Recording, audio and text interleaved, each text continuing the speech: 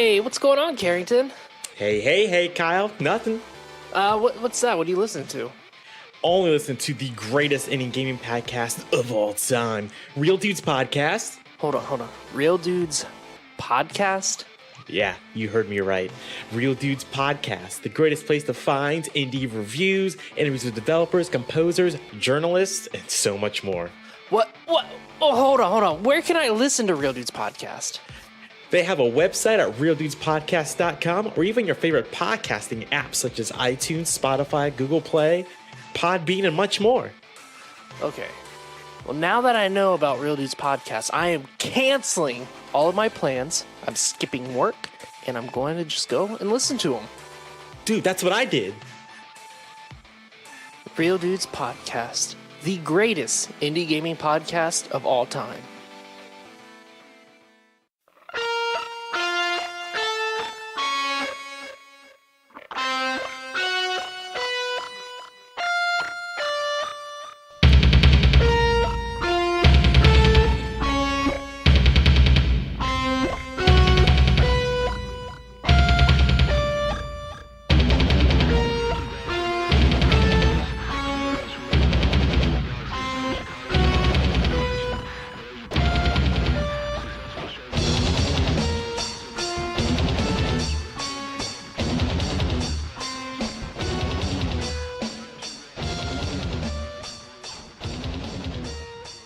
Hello gamers and welcome to Budget Arcade, a free-to-play gaming podcast to help you navigate through the growing realm of free-to-play games. I'm Scott. I'm Jeff. And I'm Julian, founder of Warframe, Rank Master, one of the original founders. And welcome to episode 7. As you'll notice, Cody's not here today. He wasn't feeling very well, but we did have Julian come in for this game because of the fact that he is well-versed in the game and also part of the community. Jeff, you want to take us away? Nope, because I forgot to look it up. So, while I'm doing that, Julia, you said you were a founder. What does that mean? So pretty much it was like a Kickstarter. People that believed in the game, you paid a certain amount of money. They just gave you like a weapon, a frame. Yeah, it was a gun, melee weapon, and Excalibur Prime, and some in-game currency. But that's it. And like you have a rank also in-game, where like it'll say acolytes and it'll say like founder, rank master, rank grandmaster, etc. Pretty much that was it. But it was still free to play. It's just for people like, felt like paying some money to help the company out pretty much. Because Digital Extremes, also known as DE, they put everything into this game. Because I think it was Star Trek Online. It was a financial failure, and then they dipped everything into Warframe, and it's been a massive success and a dramatic change over the past years. Just like you'll never see a Warframe 2 because a lot of times we'll have massive content updates that'll just update the game dramatically. So I'm glad you're here because just spoilers, I really enjoyed playing this this week, but there's a lot of questions I have, so I'm glad you're here. But to fill in for Cody, I don't know how he does it, but I'm pulling this right from Wikipedia. Warframe is a free-to-play game developed by Digital Extremes, as Julian said. It was released in 2013 and was later ported to PlayStation 4, Xbox One, and Nintendo Switch. Yeah, the community jokingly says that the PC community are the beta testers because they'll release something in the PC first, then the consoles with the bugs ironed out. Yeah, that seems to happen with a lot of games, actually. I know, for example, Hi-Rez, whenever they used to do their playtesting, or actually, when they do their playtesting, it's always on PC. And then when they do the content update for all the game, it goes to every single game, and then they update it all. So, but yeah, most of them, they do PC first, and then they update to the consoles as well.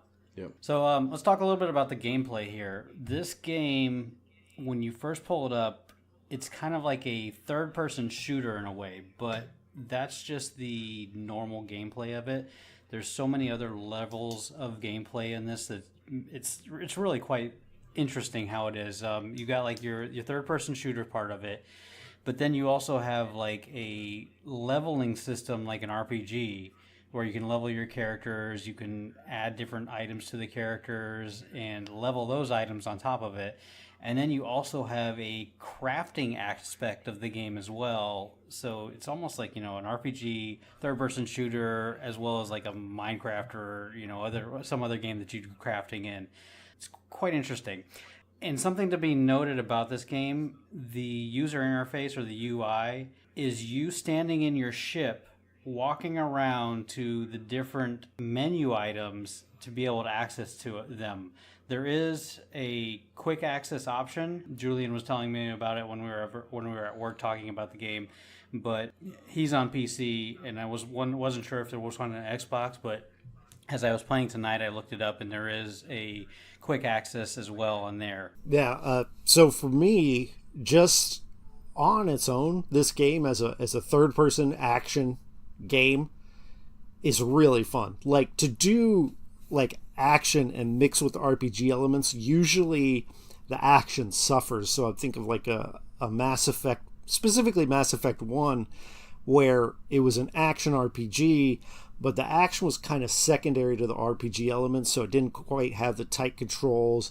It wasn't as enjoyable to slay things. But in this, like, it's so fun. So as it is a shooter, you have 2 guns. Now, you may get later in the game, and this may change. Julian will know for sure.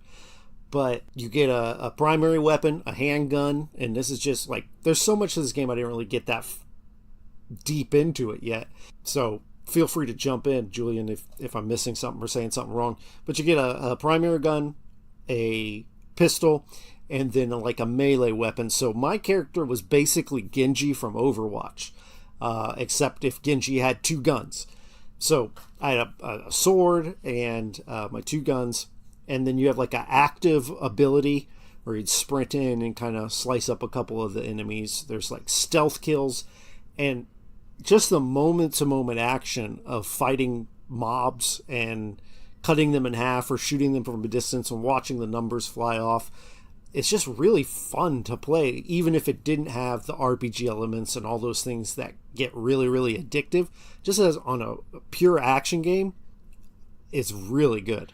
Yeah, that's something that even just from the get-go in the beginning of the game, it was like, because I remember at the time my brother and I were like, oh, this looks cool. It's like Space Ninjas and very action heavy, and you can walk or run on wires, and the movement, the way that it's like a parkour system, which actually that improved from since the beginning too. It's more fluid. The melee system as well, because back in the day it was just like basic slashes or hits with a staff, or basic slashes with a dagger, but now they actually do mocap animations of like actual martial arts with it, and it looks very badass. Jeff, as you said, like, the frames, you got weapons, and then the Warframe itself has abilities, and that's like lightly touching it, because on top of the 4 abilities, every frame in the game also has something called augment mods, which many times can change how you play the frame. Like, for example, the frame you mentioned, what do you mean by frame? The Warframe is like the character you play is basically like the one you sent me. Oh, okay. Yeah, the one you made like Genji,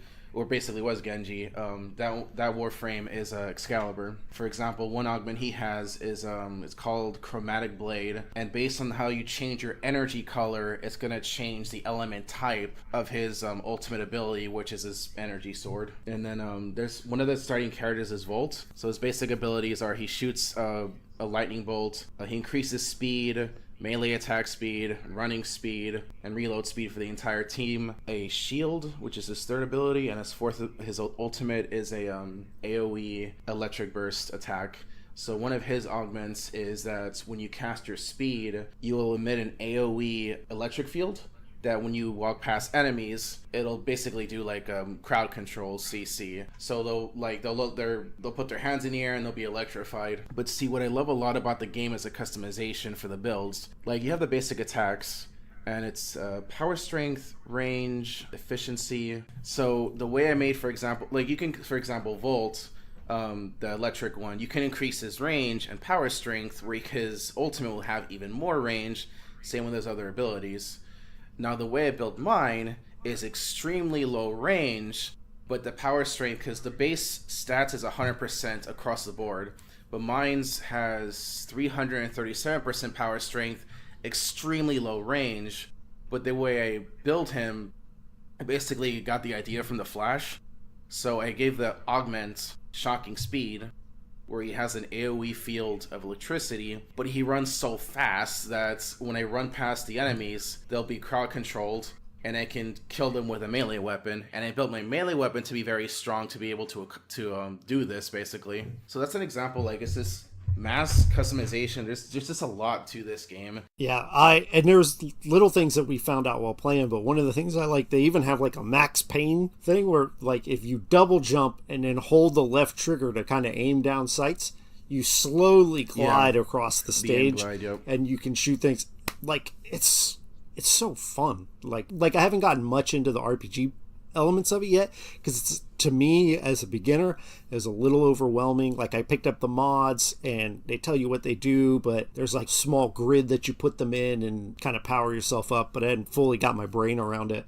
Yeah, it's a lot. I like how the quest will kind of drip feed you the content pretty much, because it's a lot. Like, it's just a lot to throw in, because you have, your Warframes, weapons, there's even pets. There's a thing called Archwing where you can fly in space, and it's super fast. If anyone's ever heard of this game called Zone of the Enders, the flying feels very similar to that. There's also these snowboards. I didn't even know there was flight in the game. Yeah, see, and that's a thing you'll have later, one of the quests. And then another one is snowboards, which is in one of the open world areas, but it's not. Yeah, I know, right? Awesome. You're like, oh, well, like, what snowboards? But it's like sci-fi snowboards, because you can mod it, grind, and you can actually damage the enemies by, like, I think it's one of the mods is it's like your trick score multiplied by a certain amount will do this AoE damage around the enemy, so you can make a grand entrance. So in other words, what Julian is saying is, whatever game you thought you wanted to play, it's all rolled into one in this game here. Yeah, they just that's huge. Oh, and this was cool too. They have modular weapons too. You can craft your own weapons, like with unique stats. You can name it too. And then you can, even without spending any money, you can just change your color palette of your character and even your ship and your guns. So what you said about customizability is totally true. Like, I've seen people just online with vastly looking different characters, which is cool that you can just make it your own, as opposed to something like Diablo where you're kind of stuck and your only customizations are the armor you pick up, but you're kind of stuck with what it looks like. Yeah, and they huge customization options are like the colors, energy color, attachments. They have a thing it's called the Saidana, but it's basically like a cape, and they have very unique looking ones. Like, ones are like butterfly wings.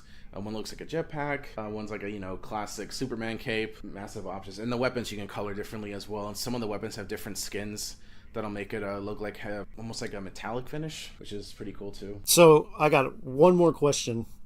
These type of games, the looter shooters or just any kind of looting RPG, a lot of people talk about the late game. Is that good here? In my opinion, yes. They've recently added something called arbitrations, which are these really hard missions, or alert missions, basically. And it normally when you go down in the game, someone can revive you. In arbitrations, when you die, you're out. And it's high-level enemies. Your builds of your weapons and your frames have to be powerful, because it's very easy to die real quick. Pretty much like when new content comes out, people will just like go and farm and try to craft new weapons. And this happened within the last few weeks.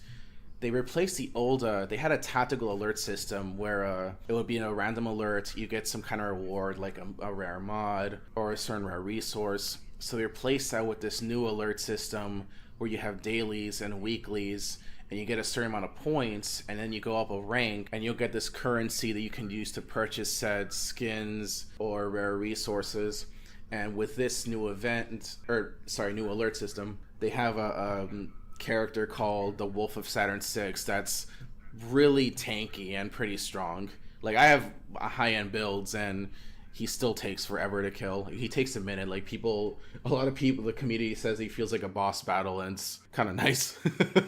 So is that like, say, like World of Warcraft, whenever you had the high-level big raids where you had to have like 20 people in a raid? Is that something similar in this game, like what you're talking about?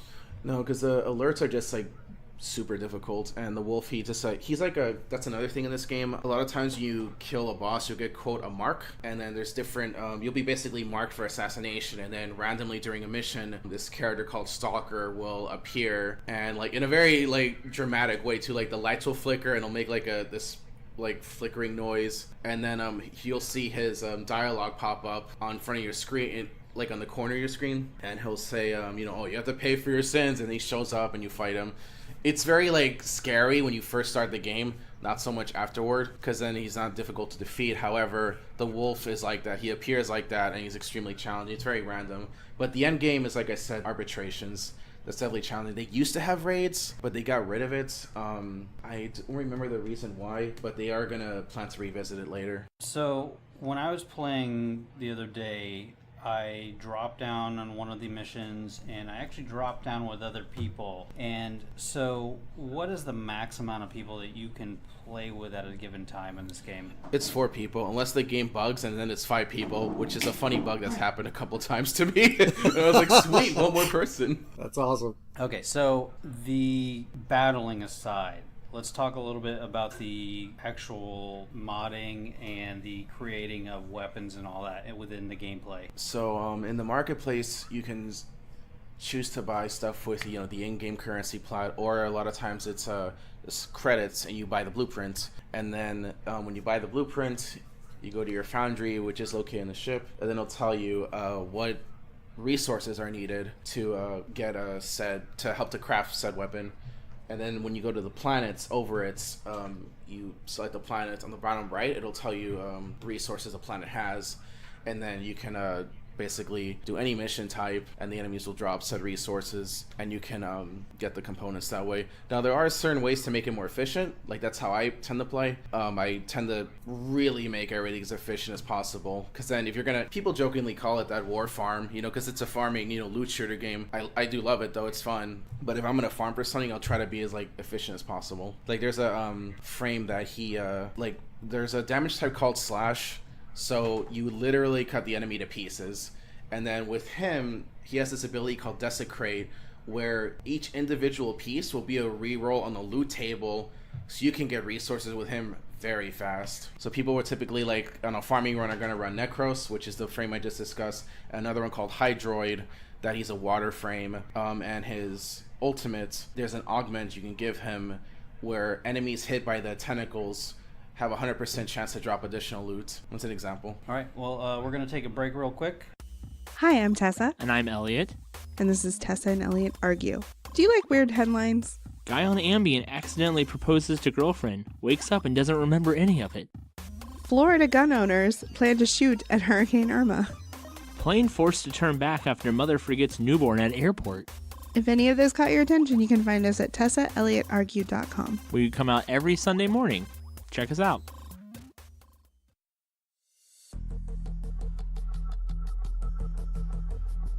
We are what we repeatedly do. Excellence, then, is not an act, but a habit. My name is Taylor Eland, and I host a show called Just Think, where I look into philosophy, theology, and other scientific ologies to figure out the underlying workings of an argument. If you would like to learn something new every week while getting both sides of a theory, go ahead and check us out on iTunes, Spotify, Google Play Music, and Google Podcasts, along with various other networks on Sundays. All right, we are back. We're discussing Warframe. Julian, what does paying within the game get you for this game?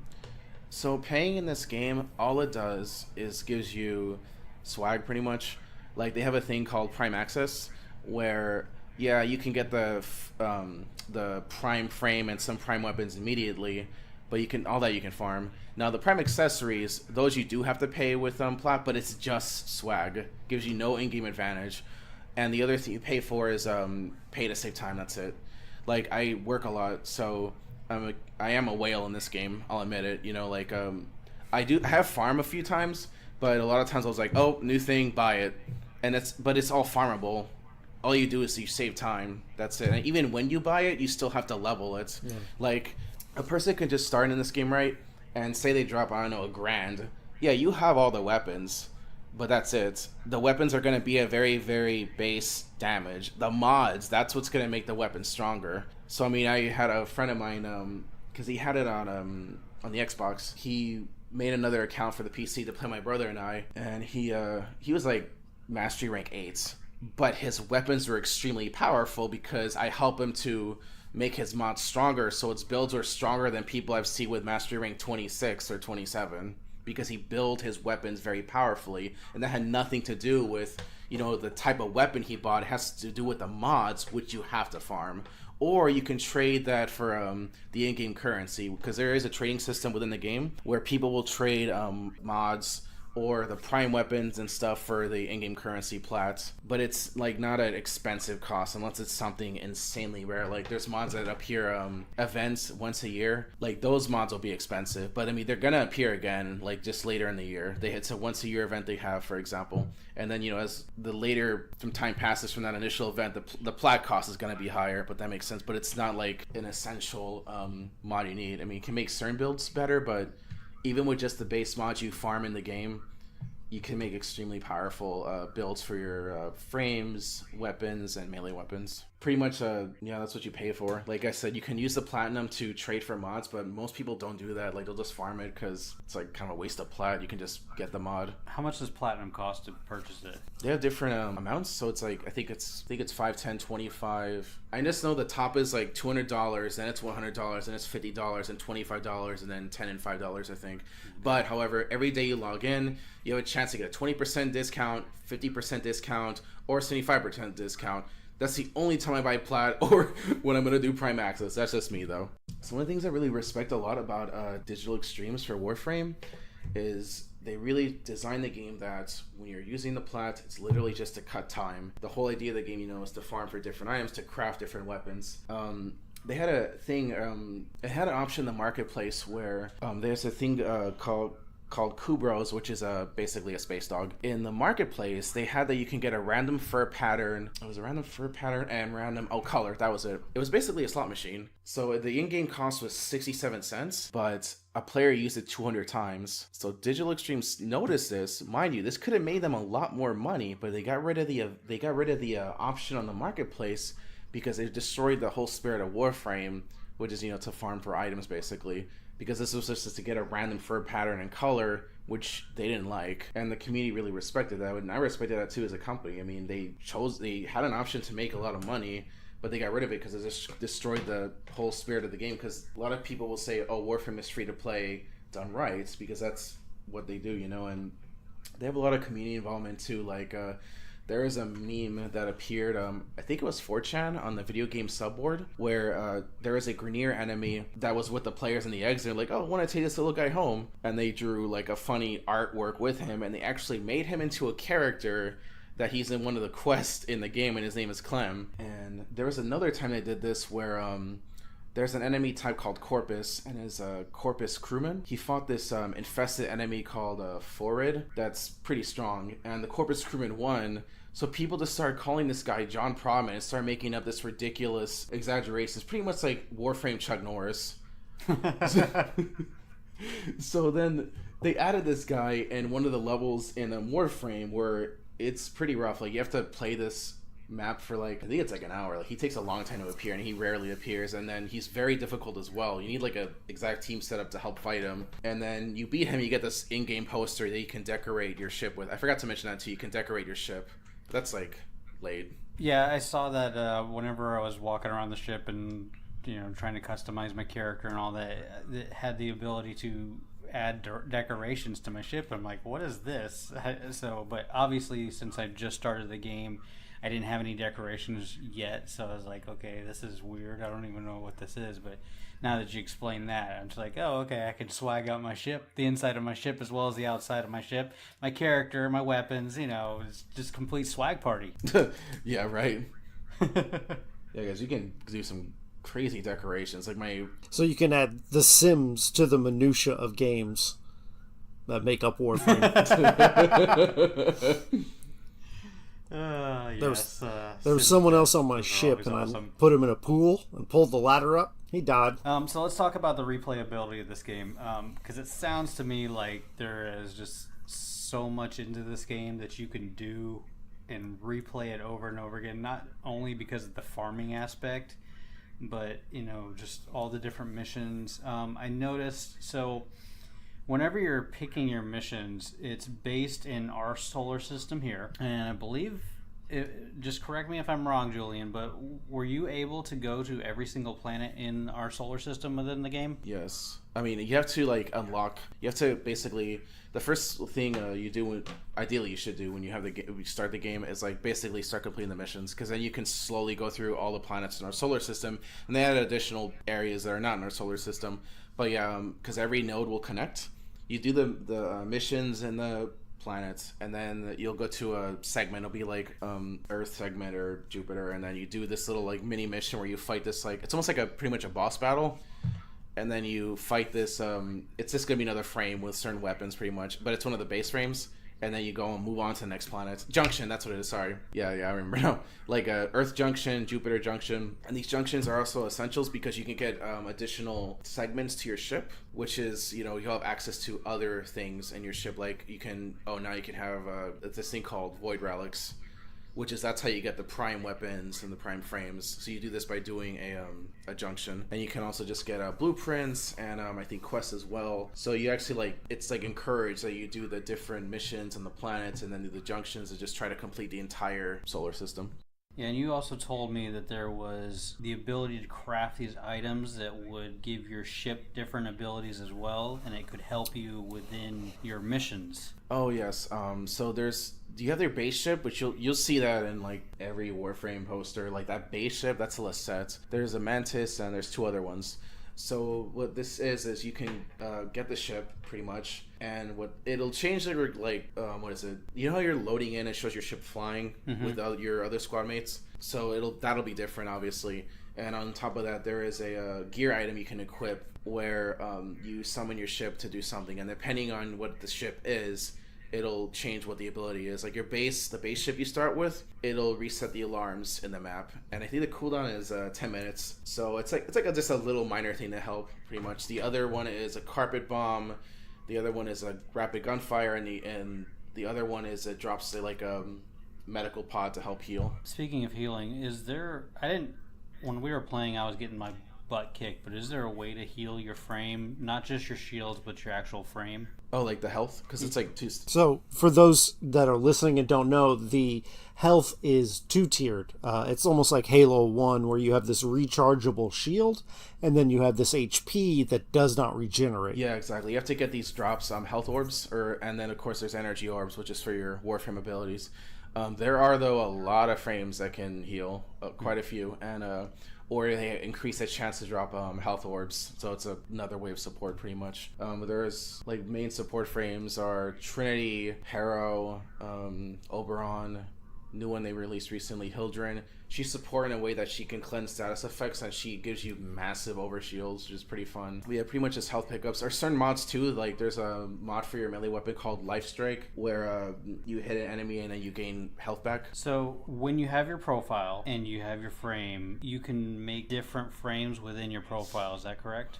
Yeah, you can actually have different loadouts, but the loadouts is just it loads everything quick.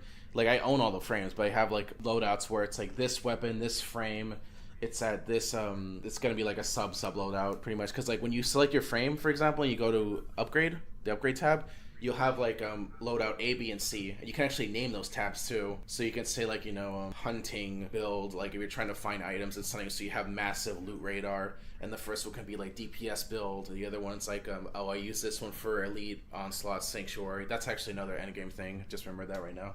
Yeah, like I said, a lot to this game. And so you have your items that you collect, that you farm for, is just one big pool for your profile, correct? Yeah. Mm-hmm. Okay, so how many different frames are there? So there are 57 Warframes. This is considering, the prime versions and the unprime versions. And the only difference is the prime versions look shiny and slightly better base stats. But what I mean by the base stats is health, armor, or energy pool. Nothing to do with the power, the range, the efficiency, which is that's the meat of what makes your frame strong.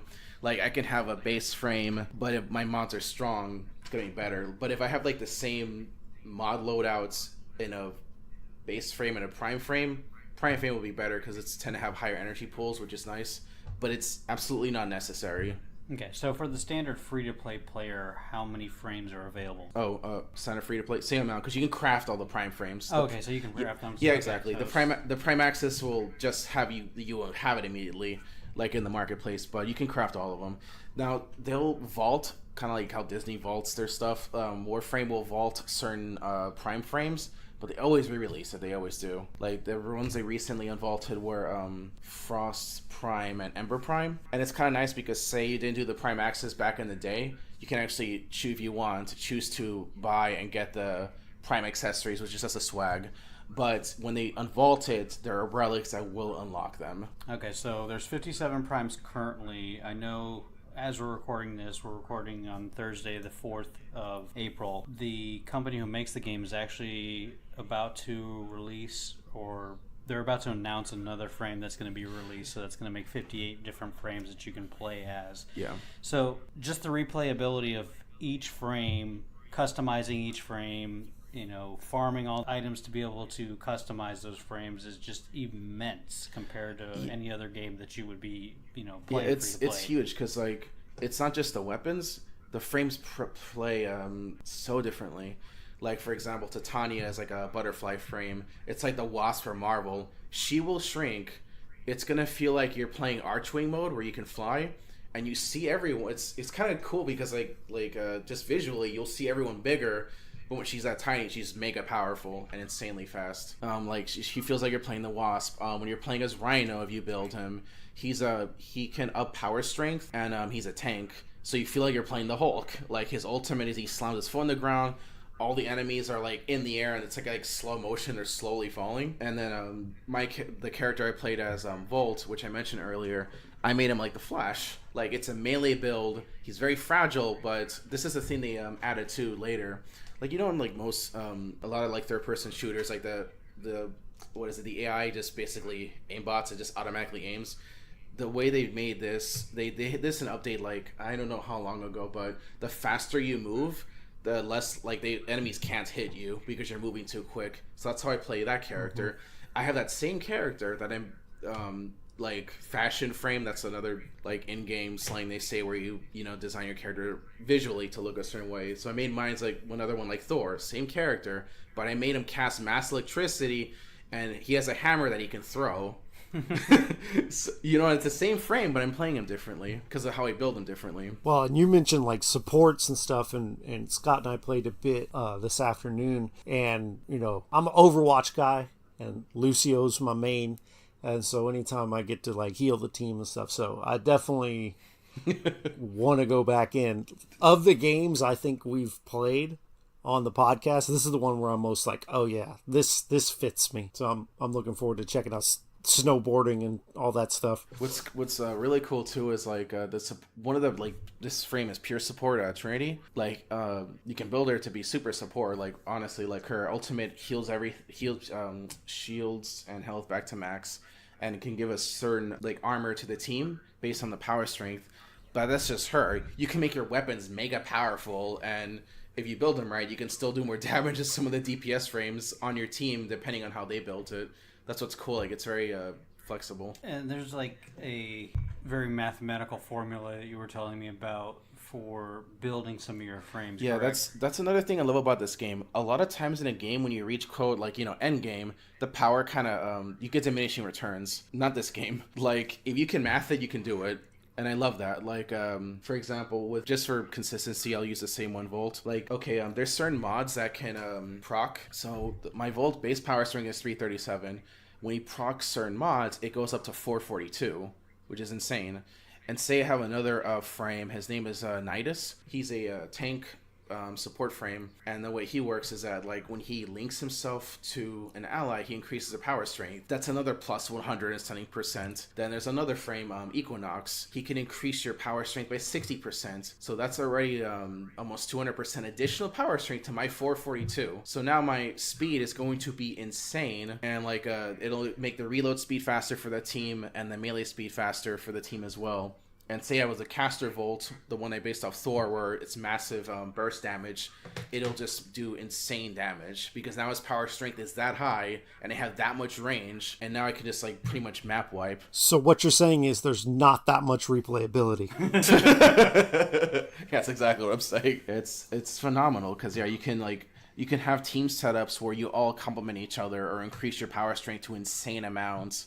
And you just like destroy the maps. Like when you start the game, like, you destroy like 70 enemies, 80, then hundreds of enemies in like super endgame.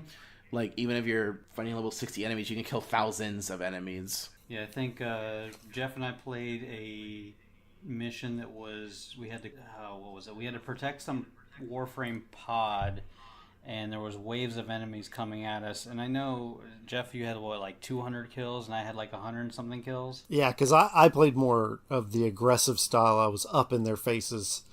And that was the most fun I had with the game, was doing that mission where they're just waves and waves of enemies. Like in Halo Reach, one of my favorite modes was the firefight, and they don't have it anymore. But that was just what I like. Co-op and just slaying enemies over and over and over again. And it didn't get old, because the action was a lot of fun. Yeah, and we only did we did one set of waves, and then it asked us if we wanted 10 waves. Well, yeah, okay, it's 10 waves, and then it asked us if we wanted to continue to get a better reward. So we did another reward, and that was another 10 waves, and then after that was over, it asked us if we wanted to do another one. We actually stopped there, but I mean, I don't know how many waves. We stopped there because you were getting shredded. Survival's endless, defense is endless, interception is endless. You can just keep going away. It's just going to make the enemies higher level, but yeah, you can just keep going. Wow, so yeah, you can. There's a replayability on that alone as well. Yeah, just the different ways you can play with the different frames is amazing, and that's what I love a lot about it. Like I own all the frames. I have most of them, quite a few of them, the Warframe specifically, like modded out very well. So when I play, like for example, Frost, I have 2 augments with him that increases his crowd control, and he has so much range. He has 4 abilities: an Ice Blast that hits one target and will freeze them. The second one is an Ice Wave that's conal. The third one is a globe that originates from him that basically is like a shield. So you'll fight within that globe. You can shoot outside of it, and enemies cannot shoot into it. Neither can your allies. So you have to kind of be careful when you use that. You can destroy the globe, though, which a lot of people don't know, with your one ability.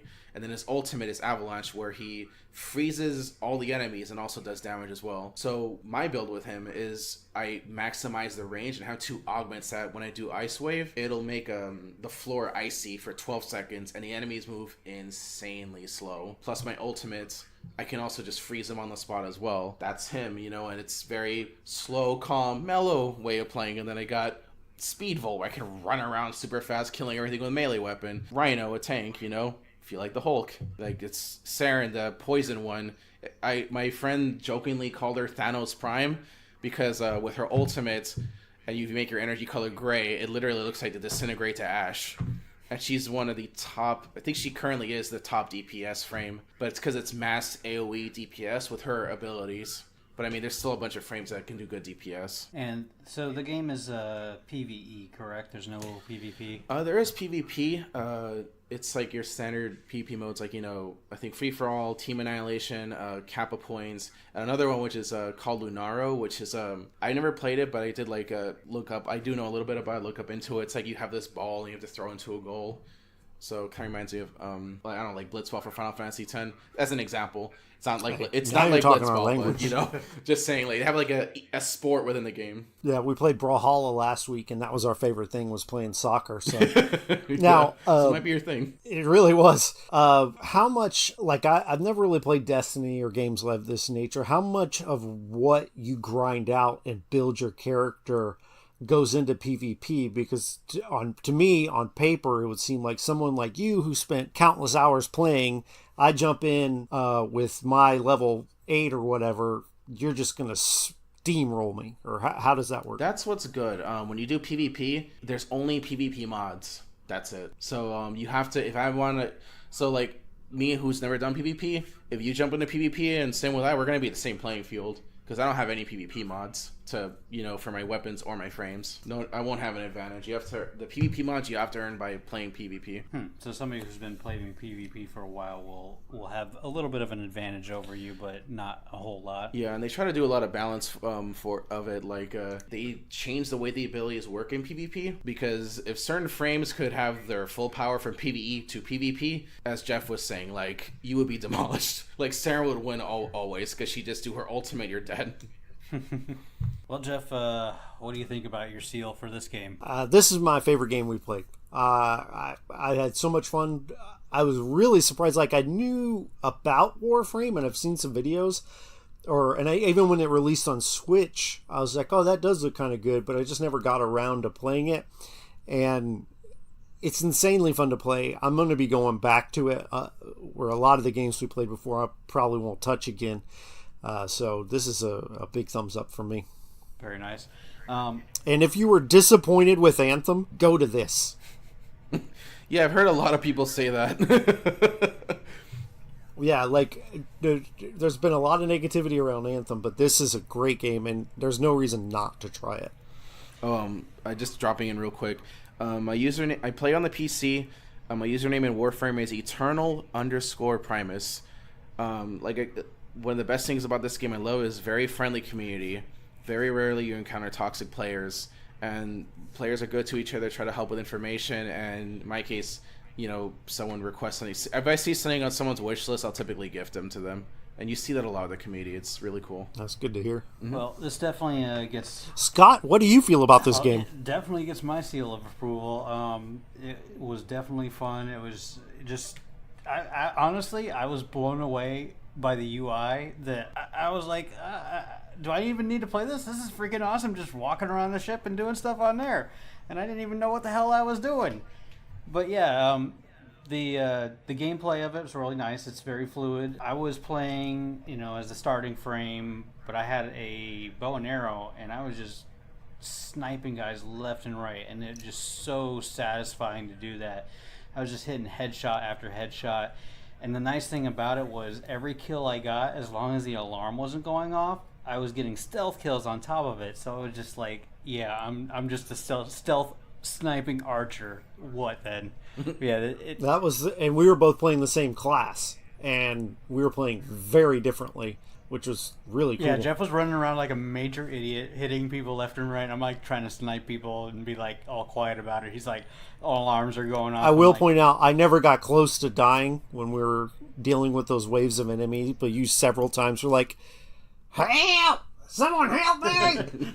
Yes, my character was definitely more, stealth and shoot people from a distance, whereas the enemy waves were up in my face. So I was downed a couple times. Yeah, it's I love that. Like they had an event where you have to fight this super weapon, Corpus made, and from the sky there is this giant ship that shoots a laser. So it's got this orbital cannon on you. So my brother had the tank character. He just stood there, and when it was aiming at me, I was being like the Flash, just running super fast, like away from my team, so making sure it wouldn't hurt them. And it's just very radical play styles. So there's freaking laser beams in it too. Oh yeah, there's like really awesome laser weapons. Obviously, it gets your seal of approval, right? Yeah, I mean, I've been a founder, and I've always been playing when they have the major updates, and I've seen how this game's evolved, and I mean, it's only going to get better. They're going to have a major update. I think they're going to try for later this year called Railjack, where it's like you and your team are in this... Actually, yeah, like, how you're in your UI, your ship is your UI? Mm-hmm. You're going to be in this ship, and you're going to have these ship battles. Yeah, I know, right? With another ship, and then what'll happen is like they'll send an enemies to raid your ship, so you have to kill enemies inside the ship and outside. So now you've got Assassin's Creed Black Flag added into the gameplay. Yeah, like these epic space battles, and then you have to one of your teammates has to attack the ship. Like he'll be in the main controls, and the other one has to exit your ship, fly into their ship, infiltrate it, and try to destroy from the inside on top of that. It's very cool. And Sea of Thieves. Yeah, and that's something that they're going to have later this year. Oh, and they're also going to have another open world area called the Tau system. I don't know if that's going to be for this year, but I know they're working on it. Oh, we didn't even touch on the open world system. Oh, yeah. All right, so they added the Plains of Eidolon. This is the first open world area, and it's in Earth. So basically, you go to this area called Cetus, and there's different like vendors where that's where you can have like mining, fishing, and you get those resources to help craft the modular melee weapons, which are called Zaws. And you also can hunt these giant creatures called Eidolons, and then you can further get these weapons called Amps that are also modular, that you can make and upgrade to fight these Eidolons, and they're like quite difficult. That's another like endgame thing. Specifically, there's three Eidolons. There's one you mainly fight in that's for beginners, and then the later one is like it's like you're fighting the God of Thunder. It's like these beams of light from the sky, and it's crazy. But my point is that like you can hunt those, and there's also missions within it that you get more standing within the Cetus community, and it gives you more access to different weapon parts and stuff for your weapons. And that's in Earth, and in Mercury it's Fortuna, and their open area is called Orvalis. And same thing, that you can craft secondary weapons, and there's bounties, and then you can fight this thing called the Prophet Taker, which is like this very difficult battle of this giant death machine. So yeah, it's like, and the open world areas are just very huge, and there's different mission types you do in them, which is pretty cool. Like it's like a 5-part mission thing you'll do pretty much on the bounties. So if you're listening to the podcast, uninstall every game you have, download this game, and only play this game for the next year and a half. You'll be good. And like I said, mind you, they added the open world areas, which was like huge. Actually, when they first announced the Earth one, so many people logged into Warframe, their servers crashed, and that's what they do. That's why they're not going to have a Warframe 2, because when they have these massive updates, it's like all this new content that it feels like a sequel. Do we know how large the community is by chance? I think it's 50 million registered players. Wow. So, and it's always one of the top 15 or top 20 games always played, at least on PC. We want to thank you for joining us. If you're listening on iTunes, we ask that you would leave us a review if you enjoyed the podcast. Leave us a 5-star review, of course. If you want, you can follow us on Twitter at Budget Arcade. From there, you can join our Discord. You can also send any hate mail to us at budget.arcade@gmail.com. Music is done by Stimage, and you can download his music at metroidmetal.com. His mucus is available as well. Yeah, his mucus is available as well. No. Well, thank you for joining us, and game on.